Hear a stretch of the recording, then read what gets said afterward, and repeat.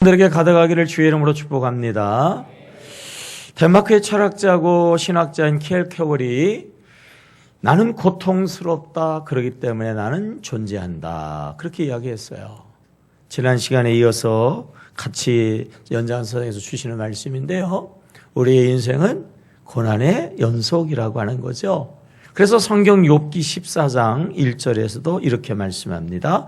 여인에게서 태어난 사람은 처음 하는 것처럼 왜 안 읽어요? 새삼스럽게. 다시 욥기서 14장 1절.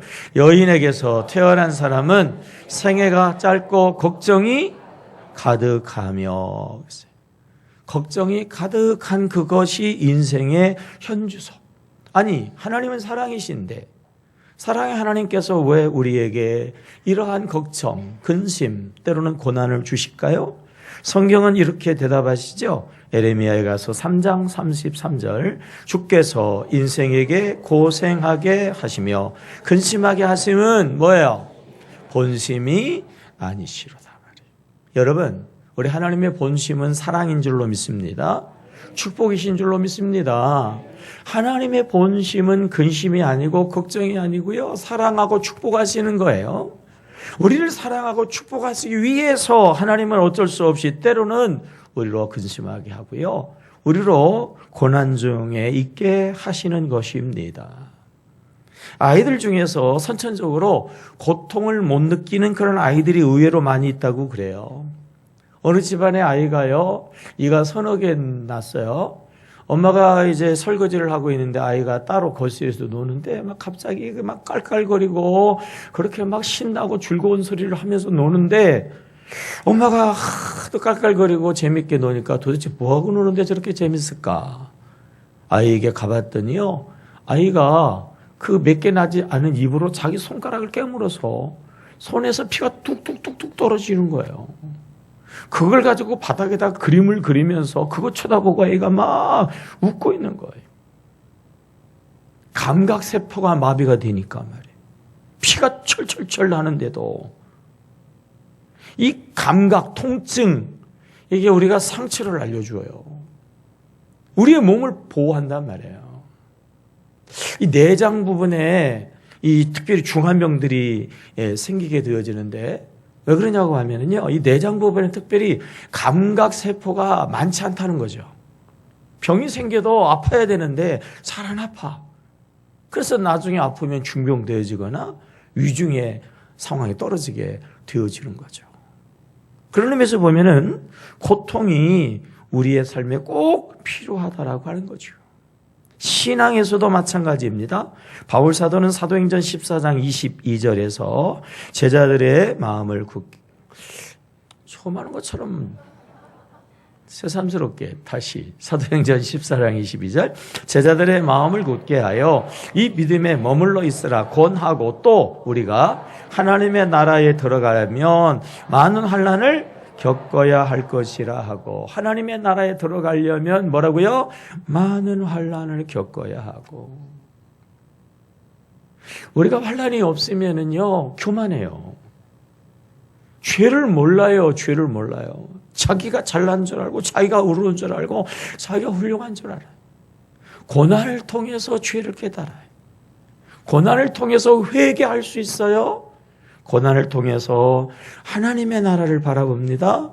그리고 하나님의 나라에 들어갈 수 있는 거죠. 그러면 우리가 다시 한번 삶의 고난에 대해서 확실하게 생각을 정리해야 됩니다. 인생에 고난이 있다 없다? 있다. 아니, 인생에 고난이 많다 적다? 많다. 고난이 없는 게 아니고 있어요. 있는 게 아니고 고난이 많습니다. 두 번째는 뭐냐면 그 고난은요, 변장된 축복이라고 하는 사실입니다. 고난을 잘 헤아려 보면, 그리고 거기에 대해서 올바르게 반응하면 그 고난은 우리를 축복으로 이끈다고 하는 거지요. 한번 따라해 볼까요? 하나님은 고난의 보자기에 싸서 뭐를 주세요? 축복을 주신다는 말이죠. 겉은 고난인데 그 안에 축복의 하나님, 사랑의 아버지의 축복이 담겨져 있어요. 그래서 어떤 사람들은요, 고난은 제3의 성례전이다라고 이야기해요. 하나님이 우리에게 주신 특별한 은혜의 도구의 두 가지는 성찬하고 세례거든요. 성찬과 세례가 우리에게 주시는 하나님의 특별한 은혜의 통로예요. 또 하나의 하나님이 은혜 주시는 통로가 있는데 그게 제3의 성례 뭐라고요? 고난이라고 하는 거예요. 고난을 우리가 잘 활용하면 하나님의 큰 은혜로 나아갈 수 있어요. 고난을 통하여서 우리가 깨닫는 첫째 은혜는요, 우리의 존재의 본질을 확실하게 우리가 확인할 수 있는 거죠. 고난을 당하게 되어지면 우리의 실체가 정확하게 드러납니다. 특별히 이 질병의 고통, 아주 중한 그런 질병에 걸리게 되어지면요, 정말 우리의 존재의 무력함을 우리가 절감하고 고백하지 않을 수가 없어요. 돈이 있어야 되고 돈이 최인 줄 알았는데 병상에 누워가지고 심지어는 사망 선고를 받아버리면 돈이 아무것도 아니에요. 명예가 중요한 줄 알았는데 명예도 아무것도 아니에요. 명예가 땅에 떨어도 좋겠어요. 실력 있고 능력 있으면 아니에요. 우리가 그 상황 속에서 또 하나의 교훈을 받게 되어지는 것은요, 생명의 가치를 발견한다는 거예요. 우리에게 정말 가치 있고 중요한 게 무엇인가? 그게 생명이다. 영원한 생명의 가치를 우리가 거기서 깨닫게 되어지는 거죠. 그래서 예수님께서 이 땅에 오셔서 우리에게 주시는 것 중에서 뭐를 주셨어요? 가장 가치 있고 소중한 생명. 내가 온 것은 양으로 뭐죠? 생명을 얻게 하고, 그 다음에 뭐라고 그랬어요? 더 풍성케 하려는 것이다. 여러분, 생명은요, 풍성한 역사예요. 생명 속에는 무한한 잠재 능력, 조그만 씨앗 속에 우주가 들어있어요. 세상의 모든 것이 작은 씨앗 속에, 생명 속에는요, 우주가 담겨져 있어요. 이솝의 우화에 황금알을 낳는 거위 이야기가 있잖아요. 거위. 어느 날 거위가 알을 낳는데 그래서 황금알을 낳네요. 이 농부가 막 기가 막히고 코가 막히고 너무 좋아가지고 팔았죠. 그래가지고 집 바꿨어요. 그리고 모든 걸 다 바꿨어요. 그리고 또 뭐 하는데 가만 생각하니까 감질 나는 거예요. 2개 낳는 것도 아니고 그냥. 그러니까 발을 확 갈라가지고 그냥 다 끄집어내야 되겠다고 갈랐잖아요. 있어요, 없어요? 없어요. 그리고 더 이상 없어요. 자, 물어볼게요. 거위가 황금알을 낳았어요? 생명이 황금알을 낳았어요? 거위가 난 것 같았어요. 그죠? 근데 거위의 생명이 끊어지니까 황금알도 없어져 버렸어요. 생명입니다. 생명. 그런 의미에서 생명이 무궁하고 가치 있고 소중한 거죠. 하나님의 사람을 만들고 그 코에다가 뭐를 부어넣었다고요? 생명의 기운을 불어넣었어요. 하나님의 생명의 능력을 불어넣었단 말이에요.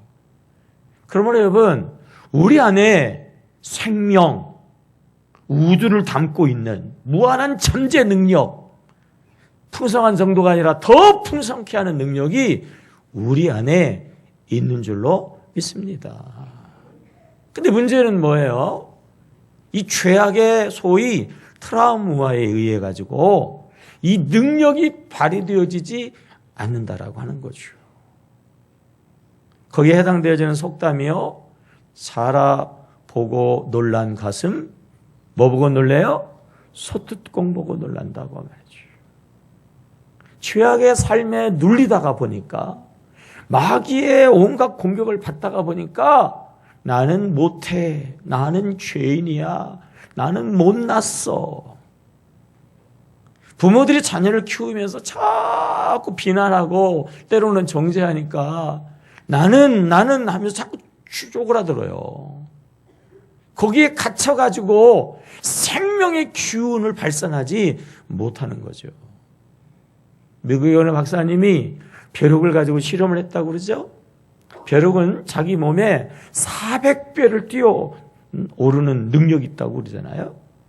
유리병에다가 벼룩을 잡아 넣고 뚜껑을 하얀 유리로 마치 없는 것처럼 그렇게 놓으니까 벼룩은 뛰어야 벼룩이니까 뛸 때마다 머리가 유리에 닿거든요.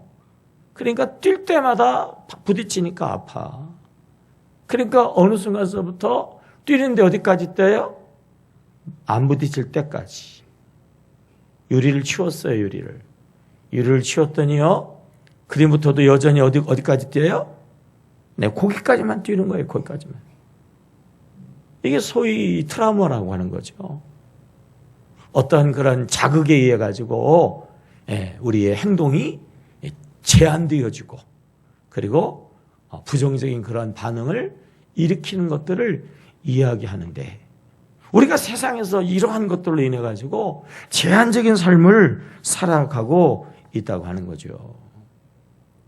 이 박사님이 또 다른 실험을 해봤어요. 그 유리병 밑에다가 알코올 램프를 갖다 댔어요.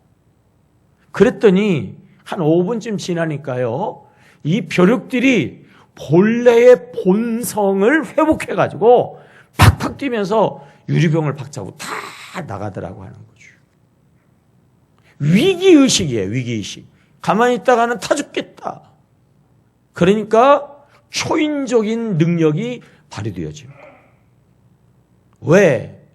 하나님이 우리에게 고난을 주고 때로는 위기의식을 갖게 할까요?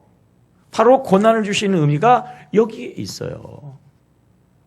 고난을 통해서 위기의식을 가지면 내 안에 있는 생명의 기운이 작동이 된단 말이에요. 가끔 해외 뉴스에 보게 되어지면요, 위기 상황 가운데에서 초인적인 힘을 발휘해서 어머니가 아이를 살렸다. 뭐 그런 얘기가 나오잖아요. 하나님의 생명의 기운을 가지고 있는 우리는 본래 하나님의 능력자들입니다. 근데 우리가 갇혀 있었던 거예요. 위기의식을 통해서 그것을 깨어, 그것을 돌파하여 하나님의 능력 있는 삶을 살게 하시기 위해서 하나님은 고난이라고 하는 도구를 통해서요, 우리로 하여금 위기감을 갖고 그 위기감을 통해서 뛰어넘게 하시는 줄로 믿습니다. 그래서 성경에 나오는 위인들을 살펴보게 되어지면 공통점의 첫째는 위기의식을 가지고 있었다고 하는 거죠. 브라이언 트레이시라고 하는 분은요, 위기의식을 갖고 사는 사람은 전체의 2%밖에 되지 않는다 그랬어요. 그 2%가 이 세상의 역사를 창조하고 세상의 역사를 이끄는 선각자들이다라고 이야기를 했어요. 위기의식을 가지고 있는 자들이 위대한 역사를 이루었는데 그들의 공통점의 두 번째는 무엇인가 하면요, 위기 상황 가운데에서 기도했다고 하는 거예요.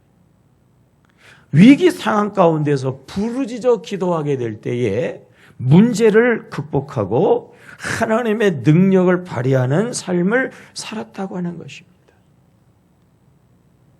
근데 이 부르짖는 기도에 우리 기독교인들이 트라우마가 있어요.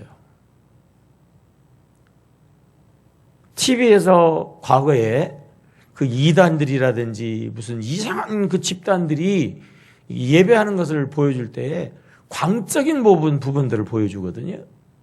광적이다, 부르짖어 기도한다 그러면 이상한 느낌을 우리 안에 갖게 만들어 버렸어요. 유교적인 영향이 아직도 우리의 심성 속에 남아 있어요. 그래서 얌전하고 그리고 조용하고 그리고 묵직해야 되는데 어떻게 이 양반인데 소리를 내냐? 어떻게 양반인데 천박하게 어떻게 보면 옛날에 상노임이나 하는 것 같은 그런 행동, 그런 기도를 하냐? 내 나이가 어때서? 내 나이가 이제 50이고 내 나이가 이제 60이고 내가 이제 어른 소리를 듣는데 어른이 어떻게 그렇게 그냥 애들처럼 소리내서 기도하냐? 그래서 간증할 때 강정희 권사님이 이제 부르짖는 기도도 할 수 있게 됐다고 그랬는데요. 아직 멀었어요. 아직 멀었어요. 저분들도 이제 나이가 거의 이제 70으로 다 돼가니까 그렇게 안 살았는데 훈련 받으면서 하는 게 쉽지 않거든요. 훈련 받을 때 이 부르짖는 기도 훈련을 세게 하거든요. 참 안 하는 사람은 끝까지 안 해요. 못 하는 사람들은 끝까지 못 해. 나이가 먹을수록 더 사실은 어려워요.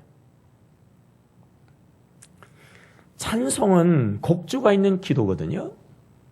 찬송이 얼마나 은혜스러워요. 얼마나 좋아요. 막 처음에는 막 은혜스러워가지고 막 찬송 시간에 은혜 다 받고 막 그래요. 근데요, 어느 순간서부터는 찬송이 작아지고 이 모든 것들이 작아지냐면 나이의 반비례예요. 나이의 반비례. 이 나이에 어때서? 이 나이에 박수를 치냐?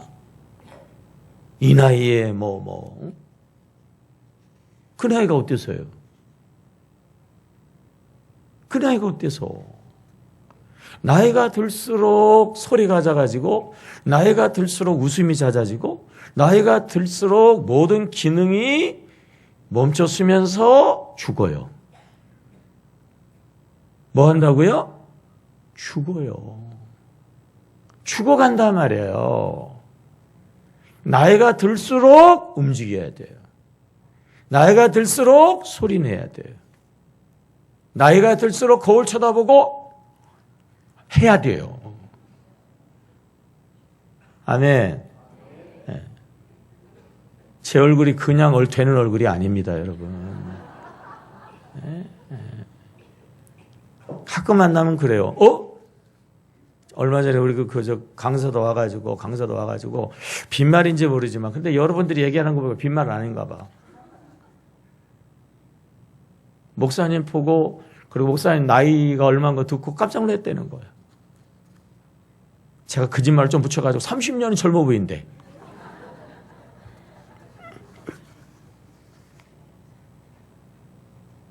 그냥 있으면요 다 굳어요. 다 굳어요. 죽어요. 움직여야 돼. 활동해야 돼. 나이가 먹을수록 더 찬양해야 된다고요.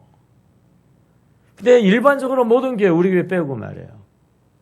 그렇게 젊었을 때 그렇게 왕성하게 그렇게 막 찬양하고 열심히 기뻐 뛰면서 방방거리면서 그러던 사람들이요. 어느 순간부터 그냥 다 굳어져 버려요. 교회에 중직이네 하고 교회에 조금 이렇게 이렇게 했다고 하는 분들은 다 얼마나 그놈인지 몰라. 그놈보다 못해 무서워. 잘못되고 있는 거예요. 잘못되고 있는 거. 그냥 기도하지 않고 부르짖어 기도하는 그 기도 속에 거기서 역사가 있고 거기가 능력 있는 줄을 믿으시기 바랍니다. 오늘 히스기야 왕 얘기가 나오잖아요. 본문의 히스기야 왕이 정말 죽을 병에 걸렸습니다. 자, 오늘 성경 1절 우리 한번 읽어볼까요? 1절. 시작. 그때에 히스기야가 병들어 죽게 되매 아모스의 아들 선지자 이사야가 그에게 나아가서 그에게 이르되 여호와의 말씀이 너는 집을 정리하라. 내가 죽고 살지 못하리라 하셨나이다. 죽고 살지 뭐예요? 못한다. 얼마나 위기 상황입니까? 더 기가 막힌 건 뭐냐면 하나님이 죽는다는 거예요. 죽을 지경이 되면 하나님이 살려야 되잖아요. 사는 사람은 더 잘 살게 해야지 멀쩡하게 살고 있고 좀 왕으로서 좀 한참 일할 나이에 죽으라니 말이에요. 죽는다라고 하나님이 이야기하면 이거 어떻게 되는 거예요? 따라해볼까요?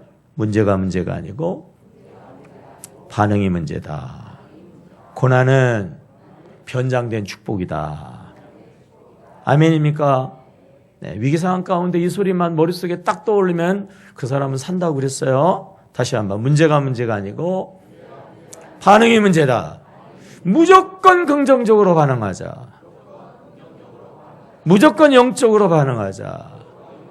그때마다 무릎 꿇고 기도하자. 아멘. 기가 막히잖아요. 어떻게 하나님이 나보고 죽으래. 죽고 살지 못한다. 확실하게 집 정리해라 말이죠.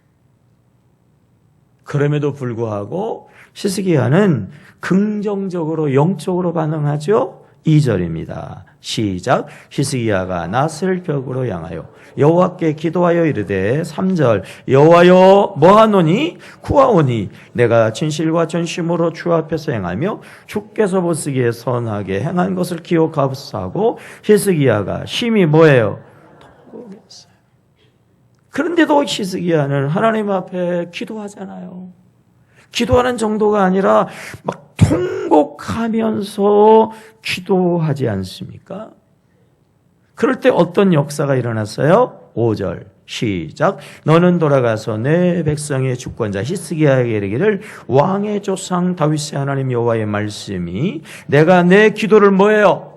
들었고 내 눈물을 보았노라. 내가 너를 낫게 하리니 내가 3일 동안에 여호와의 성전에 올라갈 것이다. 6절 말씀 시작. 내가 내 날에 15년을 더할 것이고 내가 너와 이 성의 아수르의 손에서 구원하고 내가 나를 위하여 또 내 종 다윗을 위하여 이 성을 보호하리라 하셨더라. 아멘. 부르짖어 기도했더니 병을 낫게 하실 뿐 아니라 뭐였어요? 15년 생명을 더해 주셨어요. 아수르하고 전쟁의 상황인데도 그 전쟁에서 구하지도 않았는데 승리하게 하셨어요. 하나님이 그들을 보호해 주셨습니다. 부르짖는 기도의 능력이라고 하는 거예요. 어떻게 하면 여러분 우리도 부르짖는 기도를 할 수 있을까요? 우리도 위기가 상황이 되어지면 부르짖으면 기도하면 되지. 안 됩니다, 여러분. 그 상황 오면 나도 기도할 거야? 안 돼요. 잘못된 생각이에요. 이런 상황이 되면 기도할 수밖에 없다고요? 기도하겠다고요? 안 돼요. 생각한 것으로 기도하는 게 아니에요. 이런 위기 상황이 되어지면요, 첫 번째로 반응하는 것은요, 부정적인 반응이에요. 이렇게 외치고 문제가 반응이라고 얘기를 해도요, 그래도요, 우리 인간적인 그런 감성과 본성에 의해 가지고 쉽지 않아요. 어떻게 하나님이 나를 죽여? 어떻게 하나님을 믿는데 나에게 이런 위기가 있어? 부정적입니다. 절망하고 낭망합니다. 낙심한다고 말이에요. 그래서 이 위기를 극복하는 이 부르짖음의 기도의 능력은 평소의 기도의 삶에서 나오는 능력인 줄로 믿습니다. 평소에 기도하는 사람만이 그런 위기 상황 가운데에서 기도하며 그 능력을 발휘할 수가 있는 거예요. 히스기야가 바로 평소에 기도하는 사람이었던 것입니다. 자, 19장 14절로 우리 한번 가볼까요? 앞으로 가서 19장 14절 시작. 히스기야가 사자의 손에서 편지를 받아보고 여호와의 성전에 올라가서 히스기야가 그 편지를 여호와 앞에 펴놓고 그 앞에서 히스기야가 기도하여 이르되 그룹들 위에 계신 이스라엘의 하나님 여호와여 주는 천하 만국의 홀로 하나님이시라 주께서 천지를 만드셨나이다. 지금 아스라하고 이스라엘이 긴장 관계에 있어요. 그러니까 아스로의 왕이 전쟁하기 전에 편지를 보냈어요. 너희들이 나에게 항복을 하고 그렇게 하면은 전쟁을 하지 않고 그리고 너희들에게 배려를 해줄 거다라고 편지를 보냈거든요. 전쟁이 일어난 것도 아닙니다. 좀 심각한 위기 상황도 사실은 아니에요. 그럼에도 불구하고 히스기야는 그 편지를 누구한테 가져갔어요? 하나님 앞에 가져갔어요. 그리고 뭐 했어요? 기도했단 말이에요.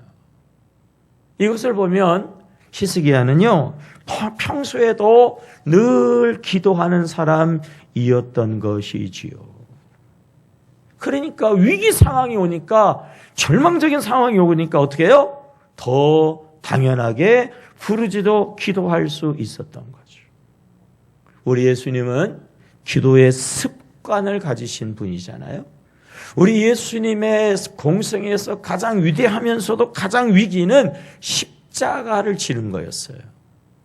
어떻게 그 십자가의 고난을 할 수만 있으면 이 잔을 그냥 지나가게 해주세요라고 예수님도 기도할 수밖에 없는 그 십자가의 고난을 감당하고 부활의 영광의 승리의 자리로 나갈 수 있었어요? 기도의 습관으로라고.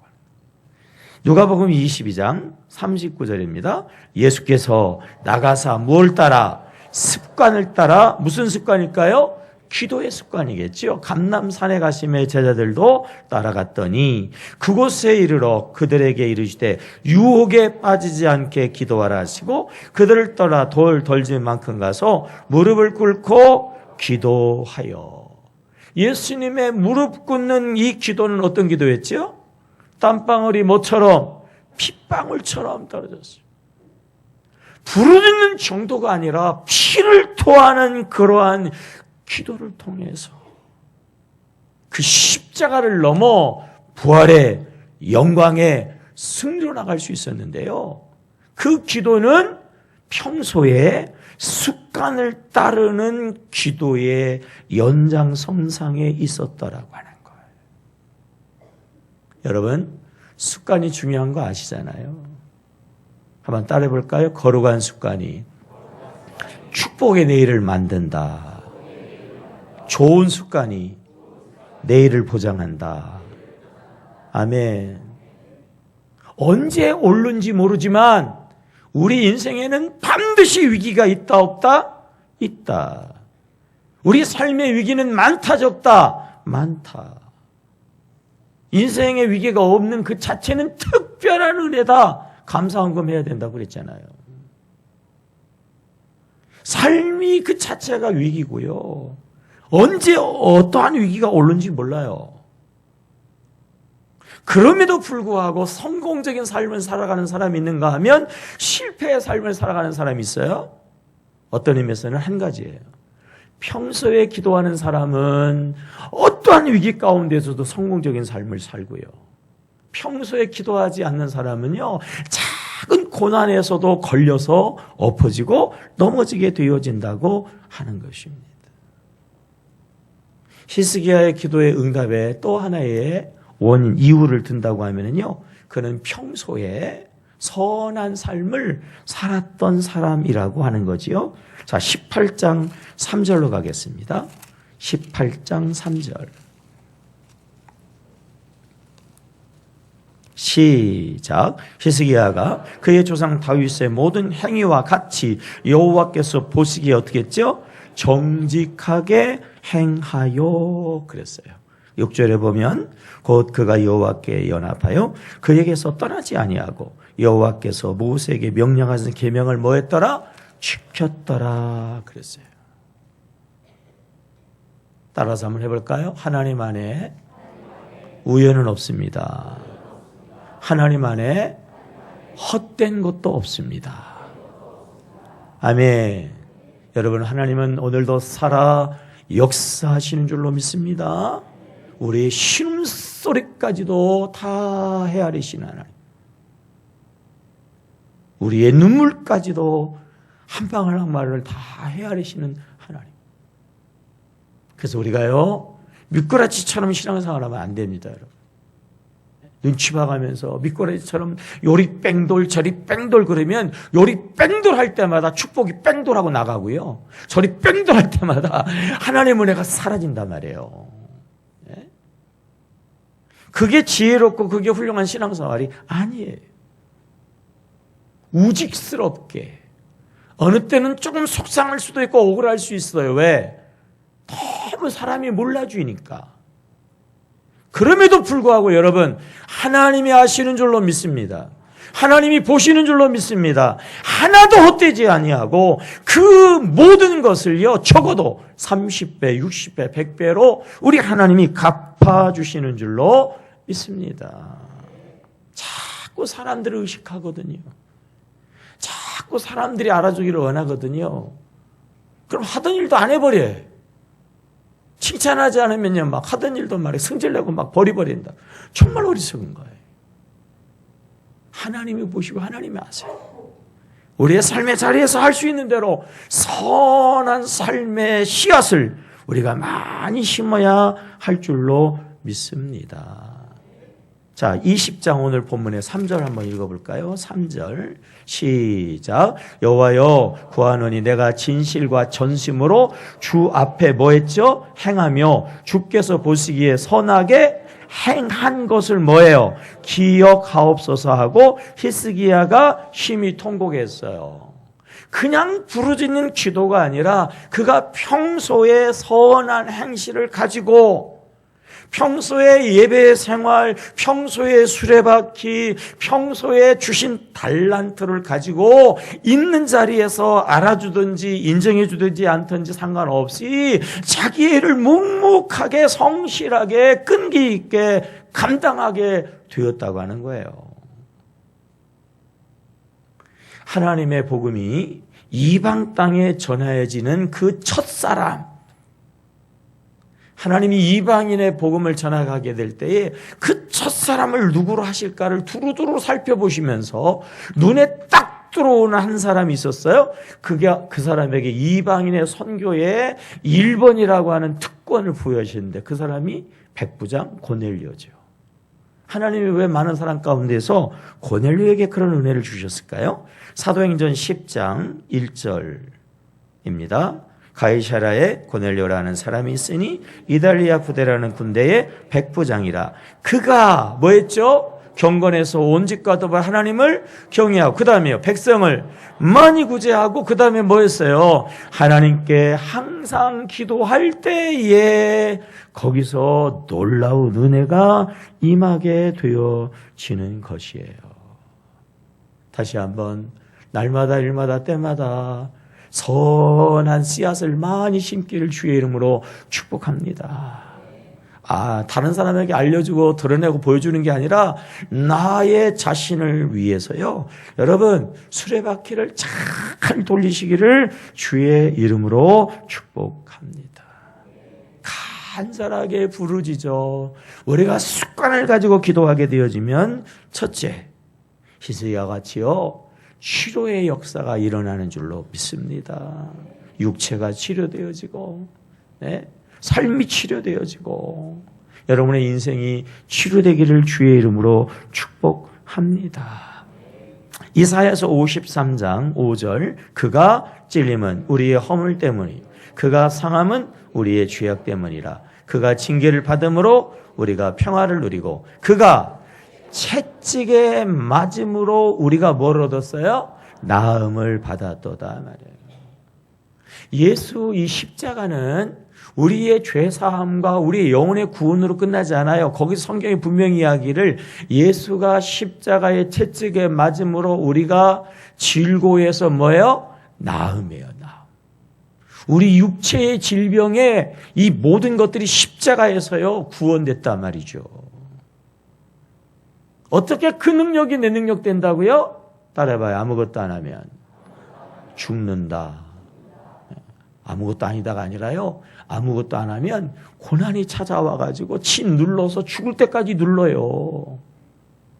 우리가요 기도해야 되고요. 부르짖어 기도하게 되어지면 우리는 질병에서 자유하게 되어지고요. 우리는 하나님의 능력의 자리로 나가게 되어지는 줄로 믿습니다. 환경의 복이 임하게 되어지죠. 역대하 7장 14절입니다. 내 이름으로 일컫는 내 백성이 그들의 악한 길에서 떠나 스스로 낮추고 기도하여 내 얼굴을 찾으면 내가 하늘에서 듣고 그들의 죄를 사하고 그들의 땅을 뭐 한다고요? 고쳐 주신다고 말해요. 부르짖어 기도하면 환경의 변화가 임하게 되어진다고 하는 거지. 우리의 육신의 상처도 힘들지만 더 힘든 건 마음의 상처, 관계 속에서 받는 여러 가지의 상처들이 있잖아요. 마음의 상처까지도 치료되는 역사가 있어요. 시편 34편 18절의 말씀입니다. 앞부분의 말씀 시작. 여호와는 마음이 상한 자를 가까이 하시고 충심으로 통회하는 자를 뭐 하시도다. 네, 마음이 상한 자가 그냥 승질 나가지고 에이 하고 하나님도 떠나버리면 끝장나는 거예요. 그 상한 마음을 가지고 주님 앞에 나와서 통회하며 부르짖어 기도할 때에 그 마음의 질병도 치료되어지는 것입니다. 아멘입니까? 따라 해볼까요? 부르짖어 기도하면 하나님이 기적을 행하신다. 천사를 동원하신다. 환경이 변한다. 만남의 복이 있다. 마귀가 쫓겨간다. 질병은 떠나간다.